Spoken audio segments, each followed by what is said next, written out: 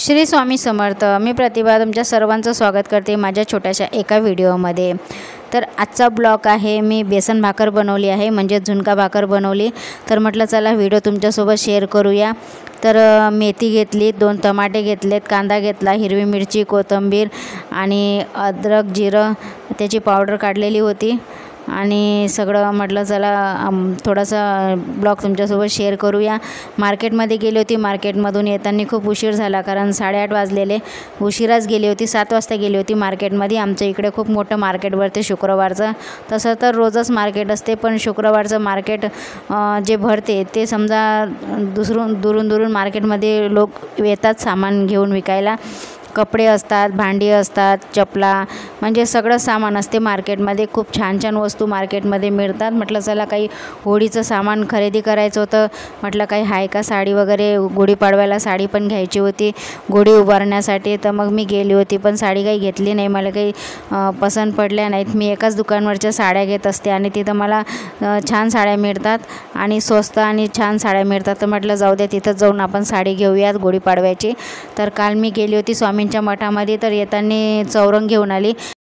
2 पाट आहेत, एक छोटा आहे आणि एक मोठा आहे, कारण गणपती बसवते तर मग गणपती त्याच पाटावरती बसवते। पण मग पूजा मांडायला खूप त्रास होते, कारण एक पाटावरती मी हे ठेवलेलं आहे, अक्कलकोटवरून उंबराचं झाड आणलेलं, तर स्वामींचं मूर्ती त्याच्यावरती ठेवलेली आहे आणि मग एकच पाट उरलेला आहे। तर म्हटलं चला चौरंग घेऊन जाऊया। चौरंग तसा पण नव्हता पूजेसाठी, सत्यनारायणची पूजा आता पौर्णिमेला करावं लागेल आणि माझे गुरुचरित्राचं पारायण, गजानन महाराजचं पारायण करायची इच्छा आहे 7 दिवसाचं। तर आता ते करूया म्हटलं, आता स्वामींचा प्रगट दिन पण आहे आणि मग चौरंग पण पाहिजे होता। तर मग मी काल मठातून येताना चौरंग घेऊन आली आणि खूप छान मला असा चौरंग मिळाला आणि वजनदार चौरंग आहे, लाकूड पण छान आहे आणि स्वस्त, मला खूप आवडला होता तो आणि मग मोठा पण आहे।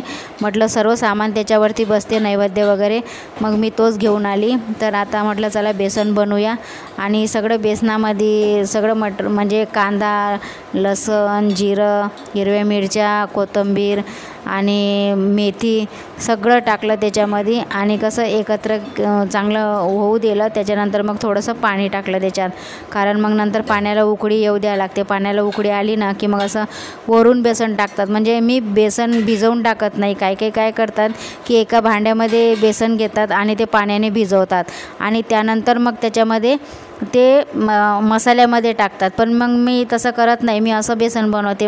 आमच्या घरी सर्वांना असंच बेसन आवडते, मला पण असंच आवडते।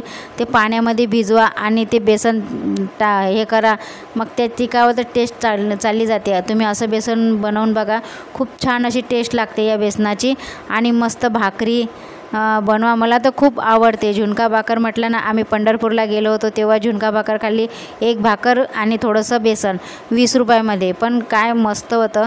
हे बघा माझं झालं बेसन तयार, खूप छान। बेसन बघितलं की कसं एकदम तोंडाला पाणी सुटते आणि हिरव्या मिरचीचा ठेसा आणि भाकर आणि शिळी भाकर आणि बेसन असलं ना की ते अतिशय खूप छान लागते। ताजी भाकर आणि बेसन पण छान लागते, पण जेव्हा आधी बनवलेली भाकर आपण दुसऱ्या दिवशी जेव्हा खातो ना तर त्याची टेस्ट खूप छान लागते। एकदा तुम्ही बनवून अशी खाऊन बघा, म्हणजे आजची भाकर उद्या खाऊन बघा बेसनसोबत किंवा हिरव्या मिरचीच्या ठेसासोबत, तुम्हाला खूप छान लागेल। तर मी थोडंसं पाणी गरम करायला ठेवलेलं, भाकरी बनवायच्या होत्या मला, मग त्या कशा उलत नाहीत आणि मग अशा सारख्या मस्त असं एकत्र करून घेतलं। ते गरम पाणी थोडंसं टाकून मिक्स करून घेते, नंतर मग एकसाथ तो उंडा पूर्ण भिजवून ठेवते।